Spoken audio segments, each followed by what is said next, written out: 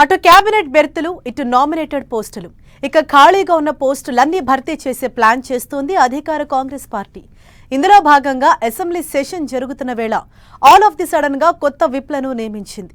3 ఎమ్మెల్యేలకు 2 ఎమ్మెల్సీలకు విప్లుగా అవకాశం కల్పించింది. కొత్త విప్ల నియామకం వెనుక హస్తం పార్టీ వ్యూహం ఏంటి? కొత్త వారి రాకతో పాతవారికి ప్రమోషన్ దక్కబోతోందా? విప్ల నియామకం వెనుక ప్రభుత్వ పెద్దల ప్లాన్ ఏంటి? కొత్తగా 3 ఎమ్మెల్యేలు 2 ఎమ్మెల్సీలకు అవకాశం. 2 పాత విప్లలో ప్రమోషన్ ఎవరికి? గతంలో విప్గా పనిచేసిన అడ్లూరికి మంత్రిగా ప్రమోషన్. మంత్రి రేసులో విప్లు ఆది శ్రీనివాస్, బీర్ల ఐలయ్య. ఇప్పటికే 2.5 ఏళ్ల పాలన పూర్తి కావస్తోంది. ఎన్నికలకు ఇంకో 2.5 ఏళ్లే ఉన్నట్లు ఈ అంశాన్ని దృష్టిలో పెట్టుకుని ఆశావహులు పదవుల కోసం కాంగ్రెస్ పెద్దలపై ప్రెషర్ పెడుతున్నారు. ప్రభుత్వ పెద్దలు కూడా కేబినెట్లో ఖాళీగా ఉన్న 2 బెర్తులతో పాటు మిగిలిపోయిన నామినేటెడ్ పోస్టులు, విప్ పదవుల భర్తీపై ఫోకస్ పెట్టింది. ఈ క్రమంలోనే బడ్జెట్ సెషన్ వేళ అసెంబ్లీ, శాసన మండలిలో విప్లను నియమిస్తూ ప్రభుత్వం ఉత్తర్వులిచ్చింది.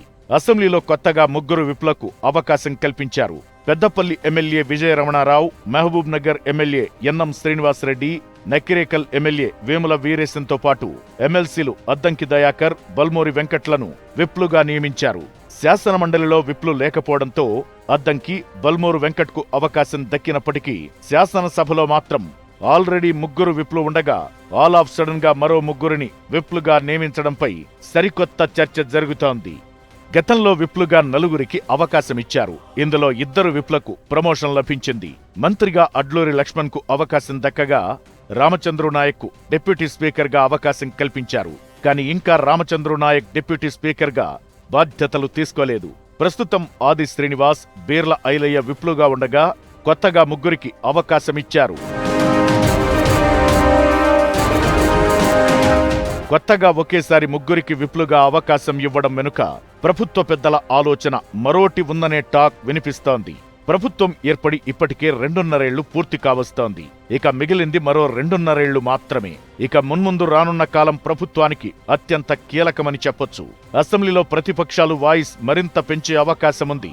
ఎన్నికల్లో ఇచ్చిన హామీలపై నిలదీసేందుకు ప్రధాన ప్రతిపక్షం బీఆర్ఎస్ వ్యూహాలు రచిస్తోంది. ఎన్నికలు దగ్గర పడే కొద్దీ ప్రభుత్వంపై ఒత్తిడి పెరగడం ఖాయం. దీంతో అసెంబ్లీ వేదికగా ప్రభుత్వంపై జరిగే దాడిని సమర్థవంతంగా తిప్పికొట్టాలనే ఆలోచనతో విప్ల సంఖ్య పెంచారనే టాక్ వినిపిస్తోంది.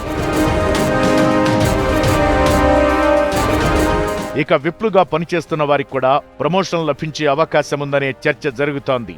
గతంలో 2కి ప్రమోషన్ దక్కగా మరో 2 కూడా ప్రమోషన్ కోసం గట్టి ప్రయత్నాలు చేస్తున్నారు. విప్లు ఆది శ్రీనివాస్, బీర్ల ఐలయ్య 2 కూడా మంత్రివర్గంలో ఛాన్స్ కోసం ఆశలు పెట్టుకున్నారు. సామాజిక సమీకరణాల్లో భాగంగా తమకు అవకాశం ఇవ్వాలని కోరుతున్నారు. 300 కాపు సామాజిక వర్గం నుంచి అవకాశం ఇవ్వాలని ఆది శ్రీనివాస్ చాలా కాలం నుంచి కోరుతున్నారు. తెలంగాణలో, ముఖ్యంగా ఉత్తర తెలంగాణలో 300 కాపు బలమైన సామాజిక వర్గం కావడంతో తమ వర్గానికి కేబినెట్లో ప్రాతినిధ్యం కల్పించాలని ఆ వర్గం నేతలు కూడా పార్టీ పెద్దలను డిమాండ్ చేస్తున్నారు. అలాగే బీర్ల ఐలయ్య కూడా యాదవ సామాజిక వర్గం నుంచి తనకు మంత్రివర్గంలో చోటు కల్పించాలని కొంతకాలంగా డిమాండ్ చేస్తున్నారు. ఏప్రిల్ మొదటి వారంలో కేబినెట్ విస్తరణతో పాటు రీషఫ్లింగ్ ఉంటుందనే టాక్ బలంగా వినిపిస్తోంది. ఈ నేపథ్యంలో ఆశావహులను దృష్టిలో పెట్టుకుని ఒక్కొక్కటిగా పదవులను భర్తీ చేస్తున్నట్టు తెలుస్తోంది. ఇందులో భాగంగానే విప్లలో కనీసం 1కి కేబినెట్ బెర్త్ పక్కా అని ప్రచారం జరుగుతోంది. మరోవైపు 2-3 మంత్రుల బెర్తులకు కూడా ఎసరు తప్పదనే టాక్ నడుస్తోంది. కేబినెట్ ప్రక్షాళన జరిగితే ఛాన్స్ దక్కేదెవరికి, ఉన్న పోస్టు ఊడేదెవరిదో చూడాలి మరి.